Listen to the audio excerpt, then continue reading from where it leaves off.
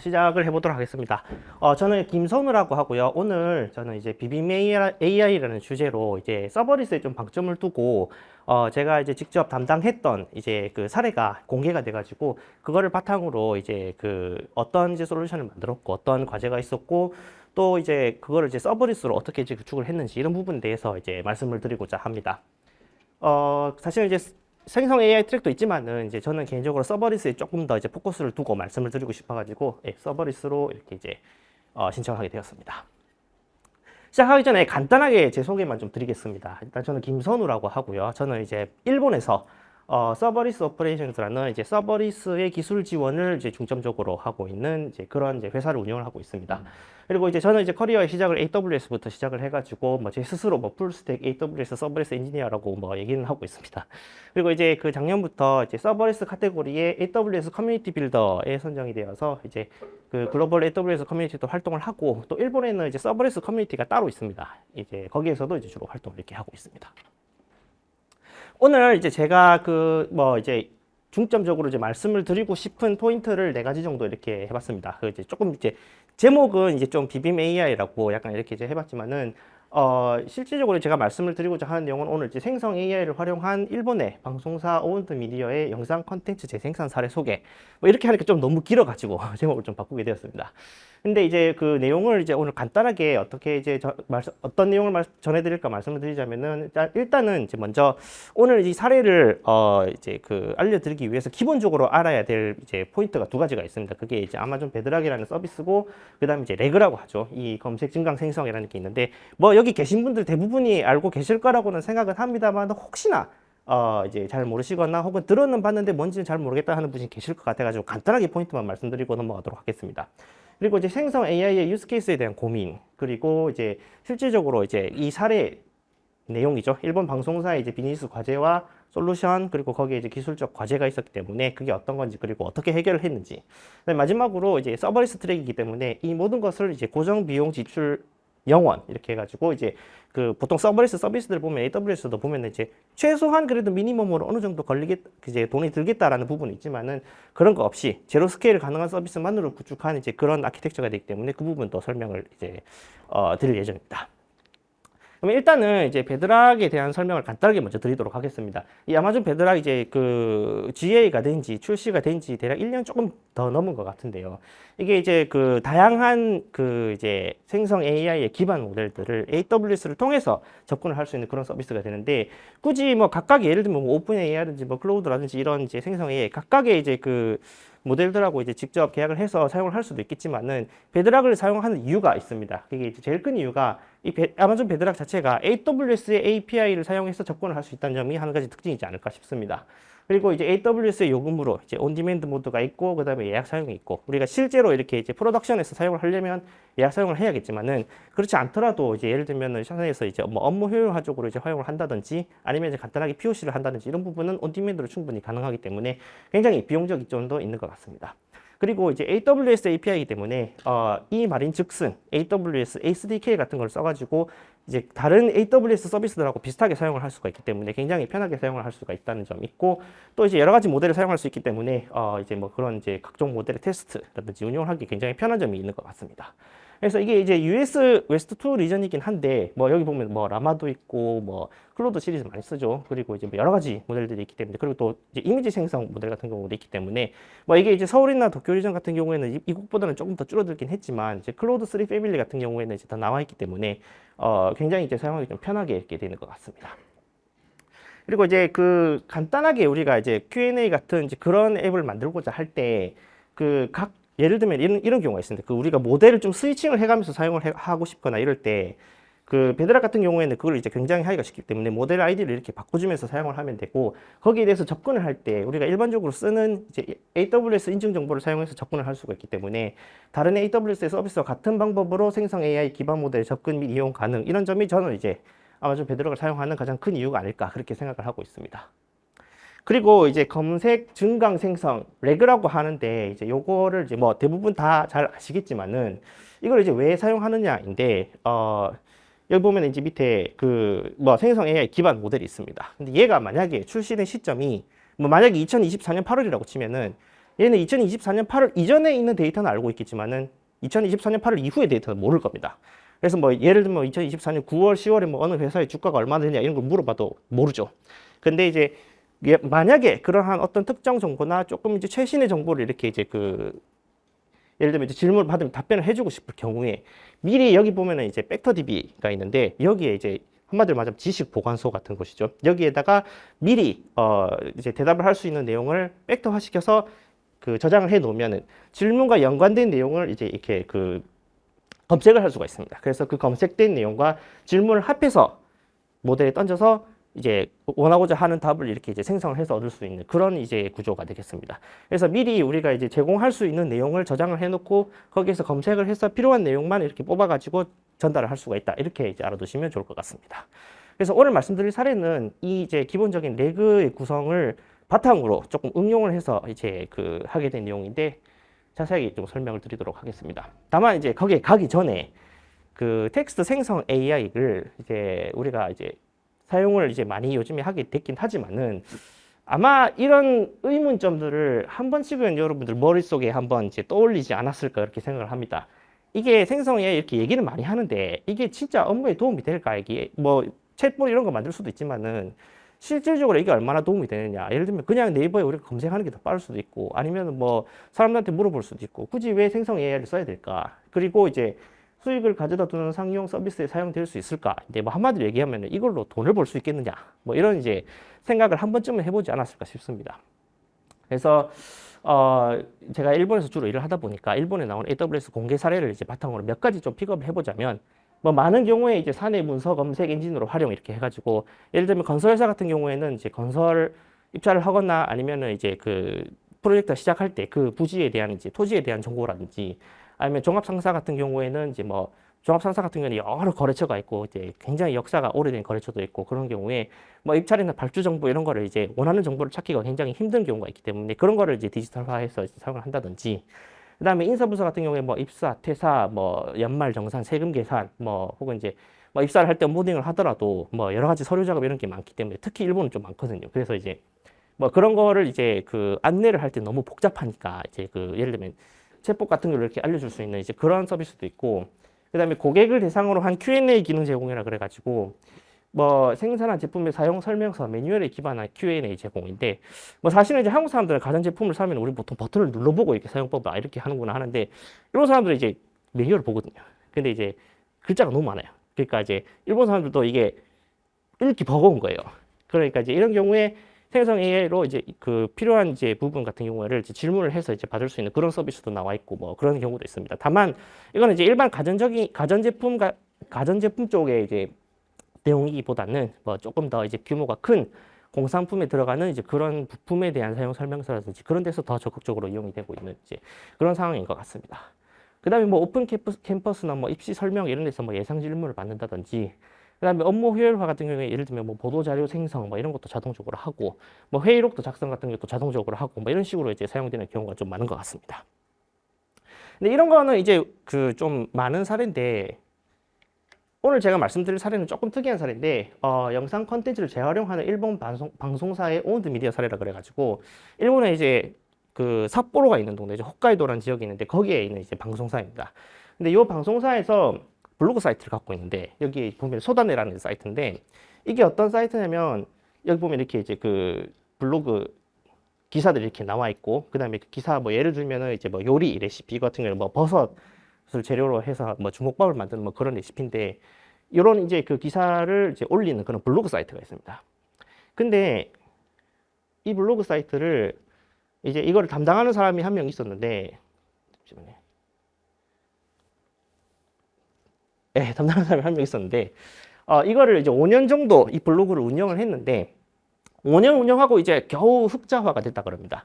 근데 이제 이거를 흑자화를 유지를 하기 위해서는 광고가 달렸고 그러는데 이 광고 수익으로 흑자화를 내려면 연간 대략 한 1000건 정도 업로드를 해야 됩니다. 그래서 이제 하루에 뭐 서너 이제 기사 정도 포스팅을 이렇게 해야 되는데 이 내용이 보통은 이제 한 번만 방송이 되고 재방송이 없는 방송 같은 경우에 그 방송 내용을 바탕으로 블로그를 씁니다.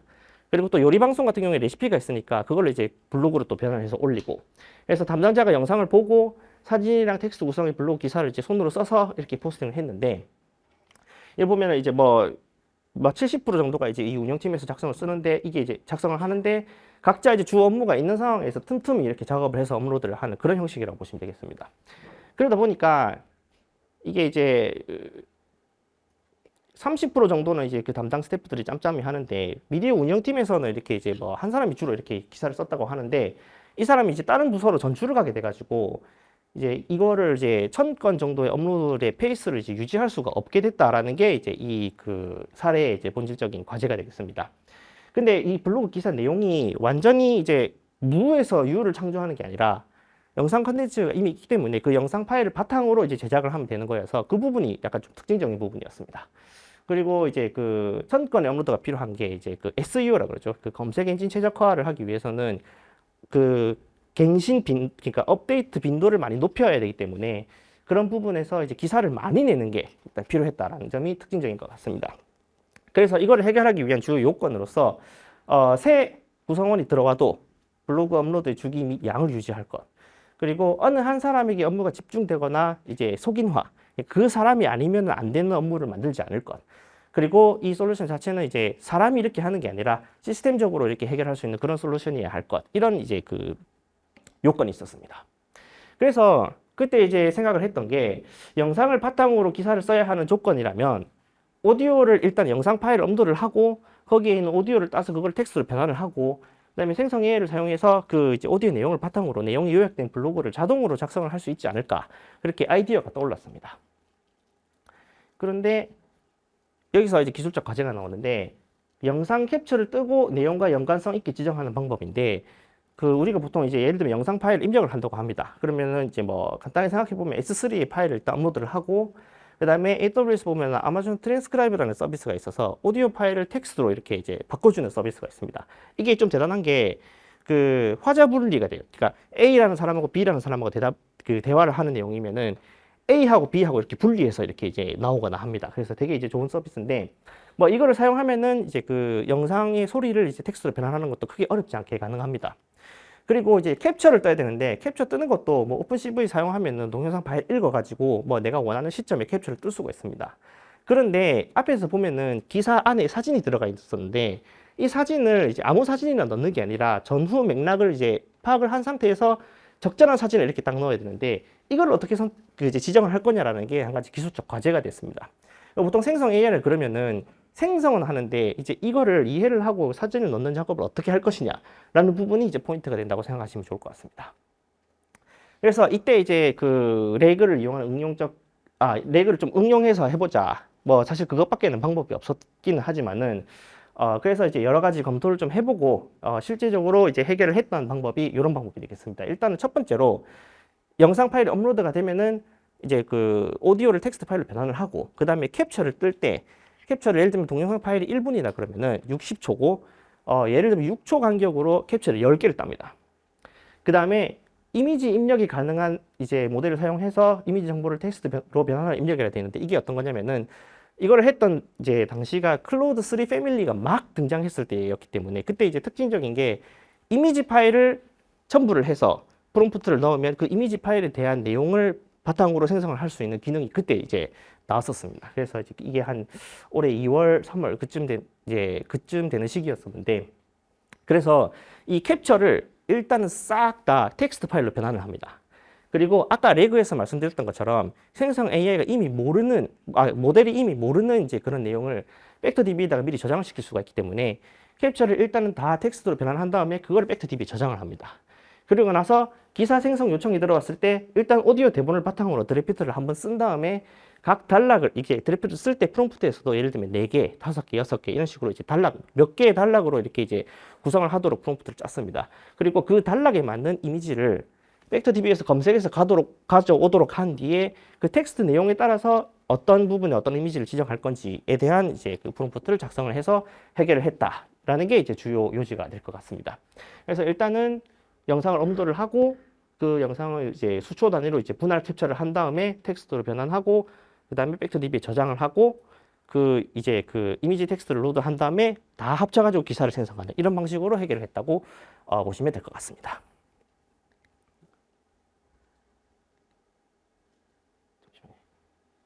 실제로 사용한 프롬프트가 여기 되겠는데 일단 첫 번째로 캡처 이미지의 텍스트 변환이라고 되어 있습니다. 이게 이제 사실은 이 프롬프트를 작성한 게 올해 한 2월이기 때문에 사실은 지금 현 시점에서는 별로 좋은 예는 아닙니다. 별로 좋은 예는 아니고 예를 들면 지금은 뭐 이제 XML 신텍스를 쓴다든지 여러 가지 다른 좋은 프랙티스가 있지만은 요때 당시에는 이제 이렇게 했다라고 말씀을 이제 드리겠습니다. 근데 이제 처음에 보면은 일단은 각 이제 생성하는 기사별로 문서 아이디를 일단은 이제 부여를 하는데 거기에다가 이제 이미지 번호를 설정을 하고 이미지에 대한 설명 이런 식으로 포맷을 이제 지정을 해주면 그대로 이렇게 나옵니다. 다만 이제 요즘에는 좀 구조화된 데이터로 이렇게 이제 받도록 할 수가 있습니다만 뭐 그때도 가능은 했습니다만은 요때는 이제 조금 더 심플하게 하고자 이렇게 했다고 보시면 될 것 같습니다. 다음에 이제 이런 식으로 일단은 캡처 이미지를 텍스트로 변환하는 게 가능했다라는 점이 있고 그 다음에 실제로 기사를 생성을 할 때는 이제 이런 식으로 들어간다고 보면 됩니다. 우리가 보통 랭체인 같은 걸로 레그를 이제 한번 어떻게 테스트를 해보신 분이면은 뭐 요렇게 되겠구나 싶을 것 같기는 하지만은 뭐 아무튼 일단은 게시물 작성을 이제 요청을 한다 하고 그 다음에 텍스트로 변환된 오디오 내용을 포함 및 주어진 텍스트를 바탕으로 여러 단락으로 구성된 게시물로 이제 구성을 해주세요. 이렇게 이제 얘기를 하고 있죠. 그리고 이제 문서 아이디에 해당하는 이미지 번호를 지정해서 적절한 컨텐츠와 일치시켜 주세요라고 해서 여기 컨텍스트라는 부분에 이제 텍스트 파일로 이제 변환한 이미지 정보가 들어가게 됩니다. 그리고 이거를 이제 오름차순으로 지정하고 중복되지 않도록 해서 그 이미지 번호를 지정을 하고 나중에 이제 웹 UI에서 띄울 때 그대로 이제 그 URL을 불러와 가지고 이미지를 표시를 할 수 있도록 이제 URL 형식으로 지정을 해가지고 이렇게 생성을 이제 시키는 그런 이제 형태가 된다고 보시면 되겠습니다. 그래서 이제 문제가 해결된 구성을 보면은 일단 영상 파일을 업로드를 하고 그다음에 트랜스크라이브를 써서 오디오를 텍스트로 전환을 하고 그다음에 블로그 기사에 사용할 이미지를 캡처를 하고 그 캡처를 이제 텍스트로 변환을 한 다음에 모든 정보를 다 합해서 기사를 생성한다. 이런 식으로 이제 구성이 됐습니다. 그러면 이제 실제로 어떤 건지 제가 이제 그 화면을 보면서 알려드리겠습니다. 이게 원래가 아니라 지금은 이제 이 웹 UI를 사용하지는 않습니다. 이거는 이제 POC 할 때에 이런 식으로 되겠다라는 걸 테스트할 때 이제 만든 그런 웹 UI가 되겠지만은, 아까 말씀드렸던 5개의 스텝을 좀 알기 쉽게 하도록 이렇게 웹 UI를 구성을 한 게 되겠습니다. 그래서 일단은 기사를 먼저 업로드를 합니다. 기사가 아니라 영상을 업로드를 합니다. 그래서 이제 여기 보면 업로드 버튼이 있어서 누르면 로컬에서 파일 지정을 해서 업로드를 하고 그 다음에 제가 이거를 구글 번역으로 돌려가지고 약간 좀 이상한데 문자 발생인데 이게 이제 오디오를 텍스트로 변환하는 겁니다. 그래서 아까 업로드를 하면은 그 문서 아이디, 아티클 아이디가 이렇게 이제 발행이 되기 때문에 그거를 지정을 해서 문자 발생 실행을 일단 합니다. 그리고 이게 이제 약간 비동기로 처리가 되기 때문에 일단 뭐 확인을 해서 처리가 다 완료가 되면은 다음 캡처 이미지 작성으로 이렇게 넘어갑니다. 여기서도 문서 아이디를 지정을 하고 뭐 예를 들면 동영상 길이가 뭐 230초다 그러면은 캡처 길이를 10초 간격으로 하면은 이제 23개 이렇게 이제 캡처가 떠집니다. 그리고 이제 그 다음에 캡처 이미지 등록, 이게 이제 캡처를 뜬 이미지 파일을 텍스트로 변환하는 과정입니다. 그래서 이제 23개 있으면은 23개 이렇게 이제 이런 식으로 쭉 등록 완료가 이제 뭐 10, 20, 30, 40 이렇게 내려가게 되는데 이게 이제 230까지 다 가게 됩니다. 그리고 마지막으로 이제 기사 생성이 됩니다. 여기서도 이제 기사 아이디 입력을 하고 LLM 모델 선택을 할 수가 있게 해놨습니다. 그래서 예를 들면은 지금 이제 클로드 3 3.5는 이제 최근에 나왔기 때문에 오늘 이제 좀 약간 이런 발표를 하니까 제가 일부러 좀 이제 하나 추가를 했긴 했는데 처음에는 이거 시작할 때게 이거 3개 클로드 3 소넷, 하이쿠, 오퍼스 이렇게 3개로 했습니다. 근데 예를 들면 하이쿠 같은 경우에는 되게 이제 빨리 결과가 나오지만은 이제 약간 내용이 조금 만족스럽지 않은 경우도 있고 오퍼스 같은 경우에는 이제 굉장히 생성하는 시간은 길지만 내용이 질이 굉장히 좋거나 뭐 이런 경우는 있습니다만은 아무튼 뭐 이제 용도에 맞게 이렇게 지정을 하면 이렇게 기사가 나오게 됩니다.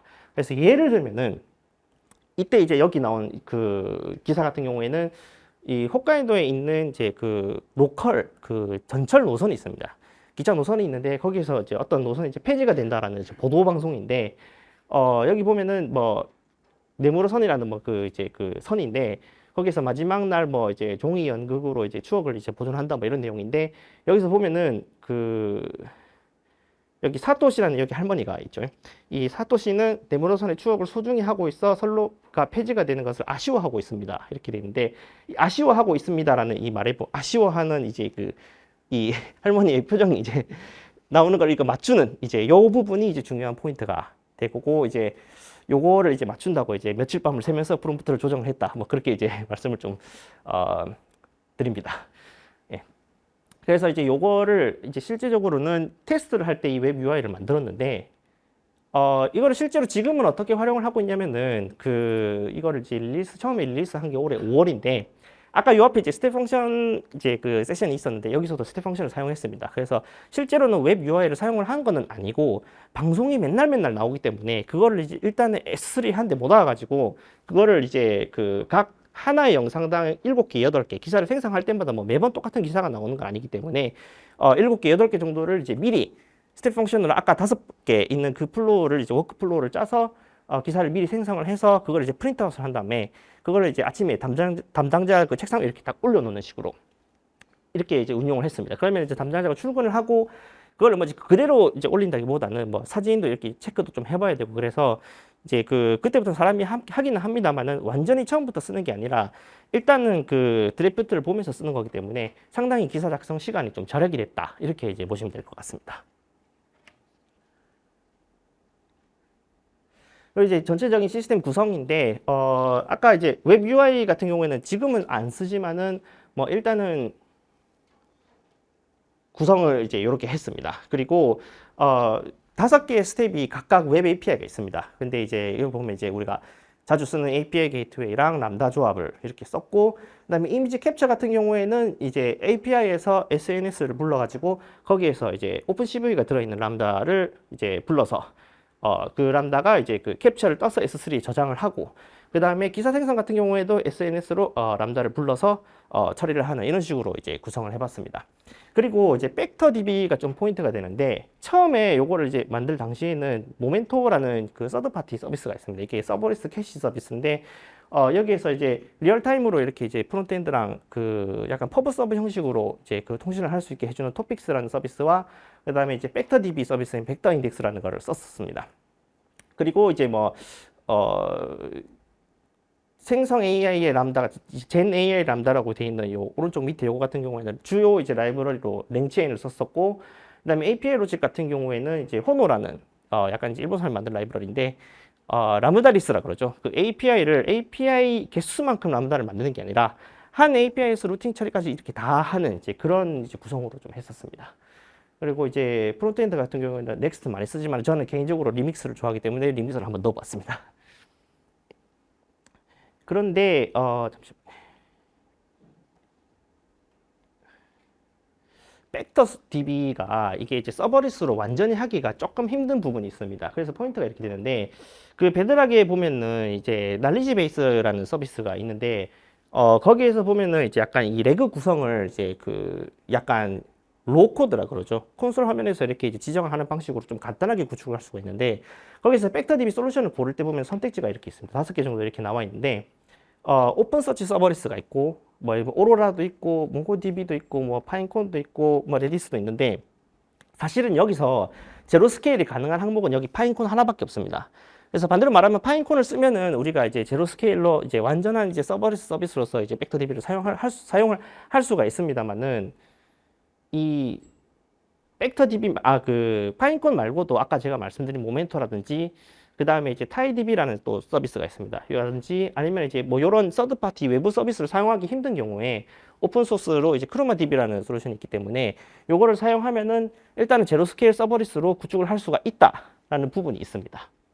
다만 크로마DB 같은 경우에 이제 그 데이터 영속화 기능을 가지는 클라이언트가 있기 때문에 요거를 주로 사용하게 되는데 요게 이제 파이썬에서만 사용이 가능하기 때문에 노드.js에서는 아직 사용이 안 되는 부분이 있고 그 다음에 이제 크로마DB를 람다에 올릴 때 그대로 이제 파이썬 런타임으로 올리면은 패키지 용량 제한을 좀 걸리기 때문에 컨테이너 이미지를 사용을 하거나 아니면은 이제 약간 의도적으로 안 쓰는 패키지를 좀 빼는 튜닝을 해주면은 람다에 올릴 수가 있고 잘 돌아갑니다.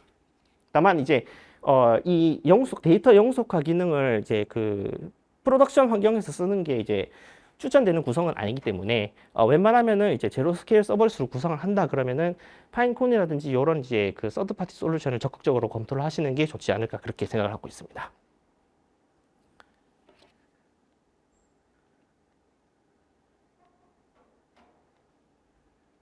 그리고 아까 제가 말씀드렸던 이제 아마존 베드락 날리지 베이스라는 게 있는데 요게 이제 원래는 우리가 레그를 구성을 할 때 벡터DB에다가 이제 데이터를 이제 입력을 시키는 임베딩이라는 과정이라든지 아니면 거기서 이제 검색을 하는 부분이라든지 이런 거를 코딩을 좀 이제 구체적으로 해줘야 되는데 뭐 이런 부분을 좀 로코드하게 그 콘솔에서 이제 클릭을 이제 간단하게 하는 걸로 구축을 할 수 있는 기능이 베드락에 이제 들어가 있습니다. 그래서 화면을 보면은 예를 들면 이제 데이터 소스로 뭐 S3 같은 걸 지정을 할 수 있고 이 S3에 이미 뭐 PDF라든지 뭐 HTML 문서도 그렇고 CSV라든지 여러 형태의 이제 데이터를 집어넣어서 그걸 이제 자동으로 엠베딩까지 시켜주고 여기 화면에서 그대로 이렇게 이제 테스트를 할 수 있는 UI가 있기 때문에 혹시 레그 구성을 검토를 하고 있을 때 이제 어떤 테스트가 필요하다 그러면은 이 기능을 이제 적극적으로 써보는 것도 좋을 것 같습니다. 그리고 이제 제가 오늘 말씀드린 이 사례는 이제 올해 2월, 3월, 4월 이렇게 개발을 해서 올해 5월에 첫 릴리스를 하고 지금도 이제 그 프로덕션 운용을 하고 있는데 올해 6월에 AWS 서미트 도쿄에 이제 2024년 도쿄에 이제에서 열린 AWS 서밋이 있는데 여기에서 이제 공개 사례로 이렇게 이제 전시가 되었습니다. 그래서 여기 보면은 생성 AI를 상용 서비스에 도입해 이용하고 있는 고객 사례 이렇게 있어가지고 제가 말씀드린 내용이 이렇게 이제 전시가 됐고 이게 이제 전시가 이제 가능해진 부분이 있어가지고 그 타이밍에서 제가 이제 이 공개 사례를 들고 이제 여러 군데에서 사실은 이제 발표를 했었습니다. 근데 제일 처음에 올해 5월 달에 이제 제가 그 AWS 한국 유저 그룹의 부산 소모회에서 한번 발표를 하고 그 다음에 일본 같은 경우는 이제 서버리스 커뮤니티가 따로 있기 때문에 그 오사카 미덥에서 한번 또 그 발표를 또 하고 그 다음에 이제 조스라 그러죠. 일본에서 이제 일본 AWS 유저 그룹인데 여기 나고야에서 열린 행사에서 또 발표를 한번 하고 그 다음에 이제 니케이라는 일본의 그 일본 경제신문이 있는데 거기에서 이제 주관하는 테크 이벤트가 있어서 거기에서 또 발표를 하고 또 이제 그 AWS 커뮤니티 데이 타이완죠. 그 대만에서 또 발표를 하고 오늘 제가 이제 서울에서 마지막으로 이렇게 발표를 하고 있습니다. 제가 똑같은 내용으로 지금 6번 발표를 하고 있긴 합니다만은 다만 이제 그 부산에서 시작해서 서울로 끝난다는 게 개인적으로는 조금 좀 그 뿌듯하고 기쁩니다. 다만 이제 제가 매년마다 이렇게 이제 일본 사례를 중심으로 제가 주로 일본에서 일을 하다 보니까 일본 사례로 이제 그 발표를 하고 있는데 내년에는 좀 가능하면 한국 사례로 좀 발표를 할 수 있도록 노력해 보도록 하겠습니다. 예, 발표는 여기까지 하겠습니다. 감사합니다.